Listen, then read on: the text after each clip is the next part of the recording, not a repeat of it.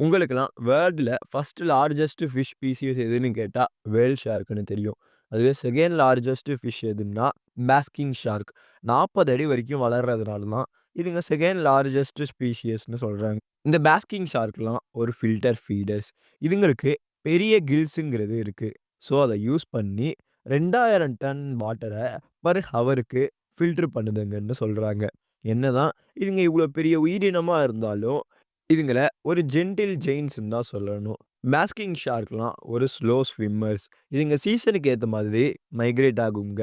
For example winter சீசன்ல warm temperature உடைய water எங்க இருக்கோ அங்க காணப்படும். அதுவே சம்மர் சீசன்ல கோல்ட் டெம்பரேச்சர் வாட்டர் எங்க இருக்கோ அங்க காணப்படுதுங்க. இதுங்கெல்லாம் ஓவோவிவிபரஸ். அப்படின்னா முட்டைகள தன்னோட உடம்பிலேயே இன்குபேட் பண்ணி குட்டி போடக்கூடிய மீனினங்கள். ஓவர் ஃபிஷிங் மற்றும் ஹேபிடேட் டீக்ரேடேஷன் காரணமாக இதுங்கெல்லாம் அழியக்கூடிய மீனினங்கள்னு வர கேட்டகரியில ரொம்ப பிலோ ஆர்டர்ல இருக்கு. இப்படியே போயிட்டு இருந்ததுன்னா, இதுங்க கூடிய சீக்கிரத்தில டாப் ஆஃப் த ஆர்டருக்கு போயிடும்.